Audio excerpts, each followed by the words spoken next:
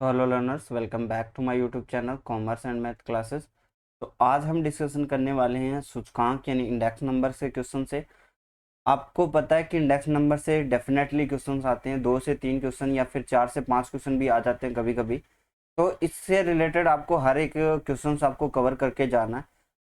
मैंने काफ़ी सारे क्वेश्चंस डाले हुए हैं ग्रुप के अंदर, और ये जो बुक्स है इससे भी मैं क्वेश्चन डाल रहा हूँ। और काफ़ी सारे स्टूडेंट ने मैसेज किया कि इंग्लिश वालों के लिए क्या, तो इंग्लिश वालों के लिए मैंने टाइम सीरीज के 90 क्वेश्चंस मैं अलग से डाल रहा हूँ। वो आप उनकी प्रैक्टिस कर सकते हो, वहाँ से आपका टाइम सीरीज पूरा कंप्लीट हो जाएगा। अभी मैं स्टार्ट करता हूँ इस वीडियो को। अगर आपको टारगेट ग्रुप ज्वाइन करना है तो नीचे डिस्क्रिप्शन में लिंक मिल जाएगा। अगर आपको क्वेश्चन आपके पास नहीं है तो आपको डिस्क्रिप्शन में लिंक मिल जाएगा। जो इंग्लिश वाले स्टूडेंट हैं वो टारगेट ग्रुप ज्वाइन कर सकते हैं, या फिर इंग्लिश के जो 750 एमसीक्यूज है वो भी ले सकते हैं। बट उसमें टारगेट ग्रुप के अंदर भी आपको बहुत सारे क्वेश्चंस आपको मिलेंगे। चलिए शुरू करते हैं। सूचकांक में क्या किया जाता है? तो सूचकांक में बेसिकली हम जो पीछे की ईयर्स होती है उसके हिसाब से, उसके आधार पर हम क्या करते हैं, चालू वर्ष की तुलना करते हैं कि अभी क्या है और कितना है। जैसे हम मान लीजिए कि 2014-15 के अंदर कोई वस्तु का जो मूल्य था वो 225 रुपये था। तो उसको हम 100 मान के आज उस वस्तु का मूल्य कितना है, जैसे आज उस वस्तु का मूल्य 450 रुपये है, तो हम आज उसके हिसाब से उसकी तुलना करते हैं कि कितना ये चेंजेज हुआ है उसके अंदर। ठीक है, तो ये आपका सेकंड ऑप्शन सही हो जाएगा। श्रृंखला मूल्य अनुपात, लिंक रिलेटिव्स। लिंक रिलेटिव्स कैसे निकालते हैं उसका फॉर्मूला पूछा है, तो बेसिकली ऐसे फॉर्मूले सभी को याद भी होने चाहिए। इसमें डायरेक्टली कुछ भी बड़ी चीज़ नहीं है, डायरेक्टली हम निकालते ही हैं। चालू वर्ष का मूल्य बटे पिछले वर्ष का मूल्य इंटू 100, वही आपका क्या होता है, लिंक रिलेटिव होता है। ठीक है, नेक्स्ट क्वेश्चन देखिए। नेक्स्ट क्वेश्चन क्या कहता है, फीसर का आदर्श सूचकांक क्या है? तो फीसर का आदर्श सूचकांक हमें पता है एल गुणा पी का क्या होता है, गुणोत्तर माध्य इंटू 100 होता है। तो इस चीज को भी याद रखिए, और एल और पी को आपको आसानी से याद रखने के लिए एल है तो पहले आएगा, और पी है यानी पास से है तो उसका क्या है तब बाद में आता है। तो इसको सीधा सा सिंपल सा याद कर लीजिए कि आपका पहले क्या आता है, 10 आता है। ठीक है, दूसरे में 11, फिर यहाँ पे 00 और यहाँ पे 01, बस इसी तरह आपको याद रखना है। ठीक है, इसमें कोई भी मतलब ये आप ट्रिक मान सकते हो या फिर कैसे भी है, जैसे भी आपको याद करना है। तो यहाँ पे देख सकते हो 10 है, 11 है और 00 और 001 है। ठीक है, इंटू 100 आपको दे रखा है अलग से। फिशर का समीकरण अनुकूल है, तो सिर्फ फिशर का टाइम रिवर्सल और फैक्टर रिवर्सल दोनों टेस्ट के लिए जो है आपका इंपॉर्टेंट होता है। यहाँ पे ई आर दे रखा है, इसको एफ आर करना। ठीक है, दोनों के लिए इंपॉर्टेंट है। इसके लिए मैं अलग से आपको कुछ चीजें बता दूं कि आपके पास 4 प्रकार के टेस्ट होते हैं। एक तो टाइम रिवर्सल है, फैक्टर रिवर्सल है, और आपका सर्कुलर टेस्ट है, यूनिट टेस्ट है। अब इसके अंदर भी आपको अलग अलग फॉर्मूले याद करने होते हैं, बट इसमें कुछ चीजें आपको ये पता होनी चाहिए कि कौन सा किसको स्पेसिफाई करेगा। जैसे अगर आप यूनिट टेस्ट की बात करते हो, यूनिट टेस्ट जो होता है वो सबको फॉलो करता है, सबको फॉलो करता है, लेकिन किसको फॉलो नहीं करता, वो ये सिर्फ आपका सिंपल एग्रीगेटिव मेथड है उसको आपको फॉलो नहीं करेगा। ये फॉलो नहीं करेगा, इस चीज का ध्यान रखना, इस चीज को फॉलो नहीं करेगा, बाकी सबको फॉलो करता है। ठीक है, अगर आप फैक्टर रिवर्सल टेस्ट की बात करोगे तो ये फीसर को करता है, ओनली किसको, फीसर को स्पेसिफाई करता है, बाकी को नहीं करता। ठीक है, बाकी को नहीं करता, ओनली इसको क्या करता है, स्पेसिफाई करता है। अगर इसी के अंदर आगे बढ़े तो हम बात करें कि सर्कुलर टेस्ट किसको फॉलो करता है। सर्कुलर टेस्ट करता है सिंपल एग्रीगेटिव, सिंपल एग्रीगेटिव और आपका केली का माप को। ठीक है, तो सबसे कम देखिए, ये इससे क्वेश्चन पूछा हुआ है 2018 संगणक के अंदर एग्जाम में पूछा था कि जो फीसर है, फिशर का जो सूचकांक है वो किस टेस्ट को स्पेसिफाई नहीं करता, तो सर्कुलर टेस्ट उसका आंसर था। इसमें आपको घुमा के भी पूछ सकता है कि कौन सा सर्कुलर टेस्ट है, कौन सा सूचकांक जो है इसको फॉलो करता है या फिर नहीं करता है। दोनों में आपको कैसा भी क्वेश्चन देखने को मिल सकता है। अगर हम तीसरे की बात करें तो ये सबसे ज़्यादा फॉलो करने वाला है, स्पेसिफाइड करता है टाइम रिवर्सल। तो इसमें एक तो सिंपल एग्रीगेटिव आता ही है। सिंपल एग्रीगेटिव आपका जो है ये आपका दो को करता है, एक तो आपका सर्कुलर टेस्ट हो गया और एक टाइम रिवर्सल हो गया।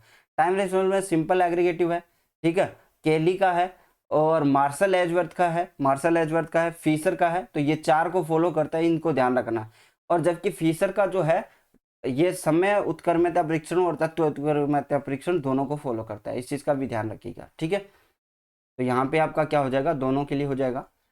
चक्रीय परीक्षण आधारित है। ये बेसिकली चक्रीय परीक्षण क्या है, समय उत्क्रमता परीक्षण पर ही आधारित होता है। कैसे आधारित होता है ये आप समझिए कि देखिए, जब भी आप बात करते हो फॉर्मूले की, तो टाइम रिवर्सल का क्या फॉर्मूला होता है। जब हम इसके परीक्षण की बात करते हैं तो ये क्या होता है कि आपका जो P01 है ये किसका व्युत्क्रम अनुपात होगा, P10 का, है ना।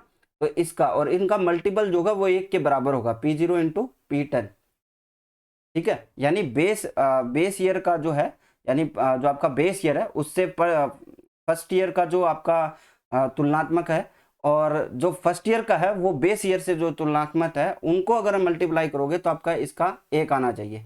जबकि सर्कुलर में आप बात करोगे तो इसमें हम 3 वर्षों का लेते हैं, 3 या 3 से अधिक ले सकते हैं। तो ये आपका कैसे बन जाएगा, ऐसे बन जाएगा, ठीक है। यानी आपका क्या है कि बेस ईयर से फर्स्ट ईयर, फर्स्ट ईयर से सेकंड ईयर, और सेकंड ईयर से बेस ईयर, इनका भी क्या आना चाहिए, 1 आना चाहिए। तो ये आपको समझ में आ गया, आई होप। ये समय उत्क्रमण परीक्षण पर आधारित होता है। नेक्स्ट क्वेश्चन देखिए, लास्पे का सूचकांक क्या होता है। तो मैंने पहले ही बताया कि L गुणा P होता है, LP। मैंने बताया कि आपका पहले 10 आता है, फिर 11 आता है, फिर 00 और फिर 01। तो ये वाला हमें पूछा है, लास्पे को पूछा है। तो 10 कहाँ पे आपको दिख रहा है, 10 है यहाँ पे भी 10 है, यहाँ पे 10 नहीं है। तो ये दो तो ऑप्शन अपने आप में कट गए। फिर हम देखते हैं यहाँ पे नीचे 11 दे रखा है तो ये नहीं होगा, बाकी 00 दे रखा है, तो सेकंड ऑप्शन सही हो जाएगा। इसमें आपको ज़्यादा याद नहीं करना पड़ेगा। पासे की बात करें तो 1101 होता है। तो देखिए यहाँ पे 11 नहीं दे रखा, यहाँ पे 11 नहीं दे रखा, यहाँ पे 11 नहीं दे रखा, तो यही आपका एक ऑप्शन बचता है। तो आराम से कर जाओगे, इस क्वेश्चन में आपको रटना भी नहीं पड़ेगा। सूचकांक की गणना में आधार वर्ष का होना क्या है, सदैव आवश्यक है। आधार वर्ष के बिना हम गणना नहीं कर सकते सूचकांक में। चक्रीय परीक्षण के लिए कौन सा कथन सत्य है। तो यहाँ पे देखिए कौन सा कथन सत्य है इसके बारे में हम बात करते हैं। तो देखिए यहाँ पे आप बेस ईयर 2 बार निकला हुआ है, तो ये तो आपका गलत हो जाएगा। यहाँ पे सभी का बेस ईयर कंपैरिजन चल रहा है, और ठीक है, यहाँ first year, second year, second year, third year base year. तो ये आपका सही हो जाएगा सेकंड ऑप्शन, ठीक है। नेक्स्ट क्वेश्चन देखिए, तत्व उत्क्रमणिता परीक्षण के अनुसार। अच्छा, एक बात, मैंने 2 चीज़ों का आपका फॉर्मूला बताया, आपको फैक्टर रिवर्सल का नहीं बताया था। तो फैक्टर रिवर्सल क्या होता है, जो आपका प्राइस इंडेक्स होता है और इनटू आपका जो क्वांटिटी इंडेक्स होता है, वो किसके बराबर आना चाहिए, सिग्मा P1 इंटू Q1 बटे क्या होना चाहिए, P0 Q0 के बराबर होना चाहिए। देखिए यहाँ से अगर फॉर्मूला आप अलग से याद कर लोगे तो बेटर है कि P जो आपका प्राइस इंडेक्स है और आपका क्वांटिटी इंडेक्स है, ठीक है, इनका मूल्य किसके बराबर होना चाहिए, सिग्मा P1 Q1 बटे सिग्मा P0 Q0 के, ठीक है, ये आपका होना चाहिए। तो यहाँ पे देख लीजिए किसके अंदर आंसर आपका आ रहा है। तो यहाँ पे फर्स्ट ही आंसर आपका सही हो जाएगा। नेक्स्ट क्वेश्चन देखिए, सिग्मा P0 Q0 आपको दे रखा है 240, सिग्मा P1 Q0 दे रखा है आपको 600, sigma P0 Q1 192, sigma P1 Q1 480। चलिए फॉर्मूले के हिसाब से बनाते हैं, आराम से बनाएंगे तो बन जाएगा, आपको ज़्यादा इसमें भावुक नहीं होना। देखिए पहली बात, हमें पता है कि लेस पे और पासे का हमें क्या निकालना है, गुणोत्तर माध्य इंटू 100 करना है, ये बात हमें समझ में आ रही है। अब हमें पता है कि हम क्या लेते हैं, इसमें हम लेते हैं 10, 11, 00 और 001, ठीक है। पहले मैं लिखता हूँ 10, तो 10 वाली वैल्यू क्या है, ये है 600, 240 लिख दिया नीचे, ये रहा P0 Q0। फिर उसके बाद हम बात करते हैं किसकी, 11 की। तो 11 कहाँ पे है, P1 Q1 480 इंटू हमने 480 किया, बटे क्या आ जाएगा, 192 आ जाएगा, ठीक है। ये तो आपके किसके नीचे है, ये अंडर के नीचे है, इंटू आपका 100 है, ठीक है। 100 को अलग से देखिए, 240, 24 दूनी 48 होता है, तो यहाँ पे सिर्फ आपका 2 बच जाएगा, इसमें आपको कोई भी दिक्कत नहीं आएगी। 100 से काटा 192 को, तो 9 दूनी 18 होता है और 96 हो गया, ठीक है।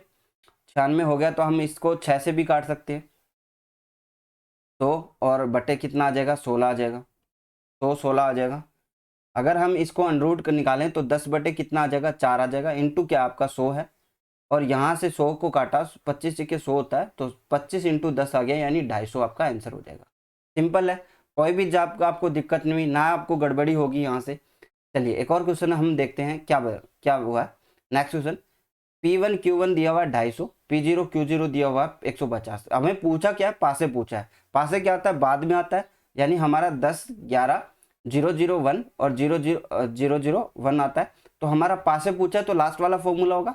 तो 11 कितना दे रखा है, देखिए 11 यहाँ पे दे रखा है 250, 250 बटे आपका जो 01 दे रखा है वो कितना 190 इंटू क्या हो जाएगा 100 हो जाएगा। 0 से 0 कट गया।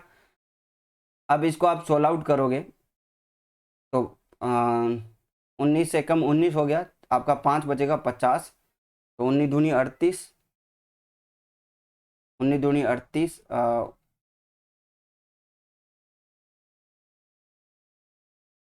इसमें देखिए आपका कितना है 250 बटे आपका 190 है, इंटू आपको 100 करना है। तो इसको आप सोल्व करिए। 19 इसको 20 मान लें हम, 20 मान ले तो ये 2 रह जाएगा, और 25 को 125 को आधा करेंगे तो हमारा कितना आ जाएगा। ठीक है, इसको आप सोल्व आउट कर लेना, बाकी कैलकुलेट करना पड़ेगा, अभी हमारे पास कैलकुलेटर नहीं है।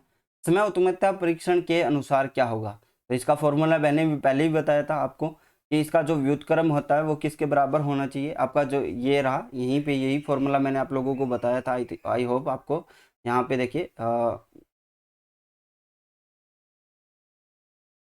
यहाँ पे ही बताया था मैंने आपको, ये फॉर्मूला ये रहा, यही सेम आपको फॉर्मूला याद रखना है। देखिए P01 ये व्युत्क्रम अनुपात होगा जब आप किसके कंपैरिजन करोगे आप फर्स्ट ईयर से बेस ईयर का। ठीक है, ये इनका आपस में क्या होना चाहिए, एक आना चाहिए इसका वैल्यू। ठीक है, नेक्स्ट क्वेश्चन देखिए, चक्रीय परीक्षण यानी सर्कुलर टेस्ट को पूरा कौन कौन पूरा करता है। देखिए अब यहाँ पे देखिए पास से लेस पे और फीसर का आदर्श सूचकांक दे रखा है, जबकि यहाँ पे आंसर आएगा कोई नहीं। एक चीज मैं बता दूं, चक्रीय परीक्षण सिर्फ दो को फॉलो करता है, सिंपल एग्रीगेटिव और केली को। आपको ये जरूर देगा कि फीसर चक्रीय परीक्षण किसको पूरा करता है या फिर नहीं करता, इसमें आपको कंफ्यूजन रहता है। सर्कुलर टेस्ट का आपका संगणक के अंदर भी इसका क्वेश्चन पूछा हुआ है 2018 के अंदर। निम्नलिखित अवलोकन कीजिए, परिवर्तन का सापेक्ष मास, प्रतिशतों का माध्य, तुलना तुलना का अधिकार, व्यापकता, सूचकांक की विशेषताएं कौन सी है, तो सभी विशेषताएं हैं, तो आपका फोर्थ आंसर सही हो जाएगा। निम्नलिखित में से कौन सी सूचकांक की उपयोगिता या लाभ है, लाभ की बात कर रहा है। जटिल तथ्यों का सरल बनाना, भावी प्रवृत्तियों के संकेतक, नीति निर्धारण करना, तो उपरोक्त सभी हो जाएगा। वस्तुओं की निम्नलिखित विशेषताओं का अवलोकन कीजिए, प्रतिनिधि यानी प्रतिनिधित्व करता हो, सरल पहचान वाली हो, प्रमापित हो। सूचकांक में शामिल होने वाली वस्तुओं के लिए उपरोक्त में से किन वस्तुओं का होना आवश्यक है, कौन कौन सी चीजें जो है आवश्यक है, तो ये सारी चीजें आवश्यक है, फोर्थ आंसर आपका सही हो जाएगा। वे सूचकांक जिनका निर्माण सभी वस्तुओं का समान महत्व दिया जाता है, यानी उसको वेटेड नहीं किया जाता, तो वो क्या हो जाएंगे, आपके साधारण सूचकांक हो जाएंगे। अगर आपको पूछे कि अगर वेटेड किया हुआ है तो आपके भारित सूचकांक हो जाते हैं, है ना। अब अदरवाइज आपके क्या होंगे, साधारण सूचकांक।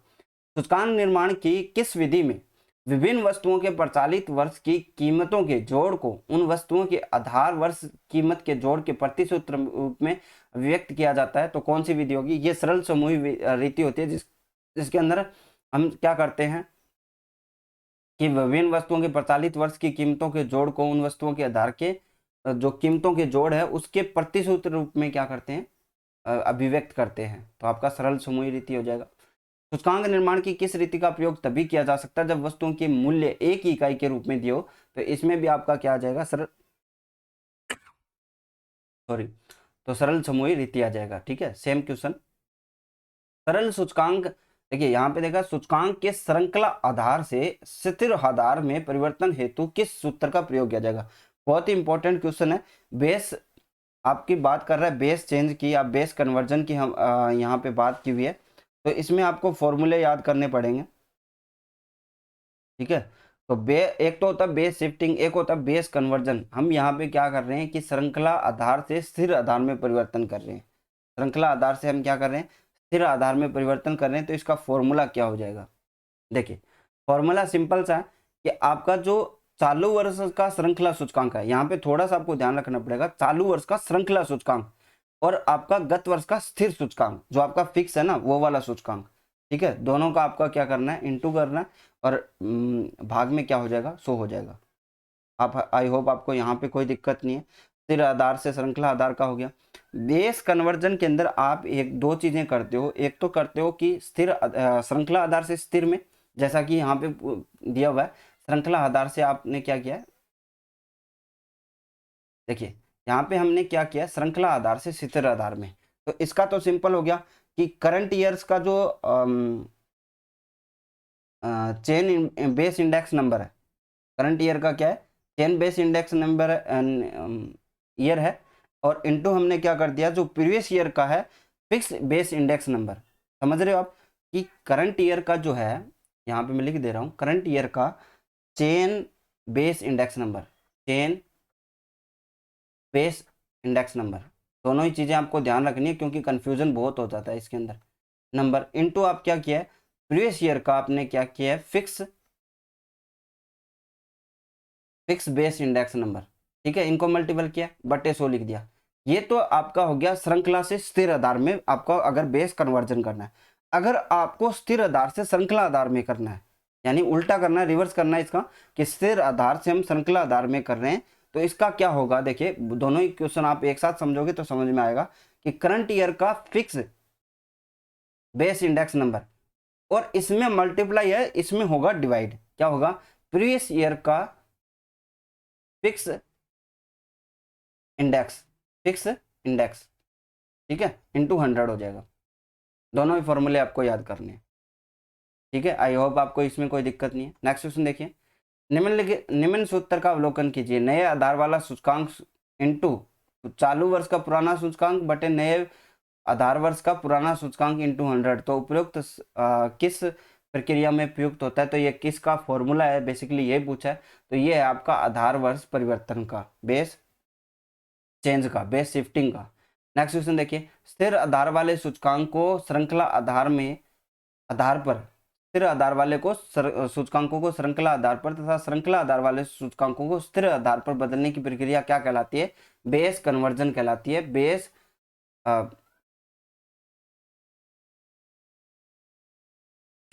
बेस कन्वर्जन कहलाती है। नेक्स्ट क्वेश्चन देखिए, निम्नलिखित में से सूचकांक के बारे में क्या सत्य है, ये सापेक्ष परिवर्तनों के अनुमान मात्र है, ये गुणात्मक परिवर्तनों की उपेक्षा करते हैं, इसमें प्रतिदश के कारण अत्यधिक शुद्धता की कमी रहती है। तो आपके चारों ऑप्शन ठीक है, आपका क्या हो जाएगा, उपरोक्त सभी हो जाएगा।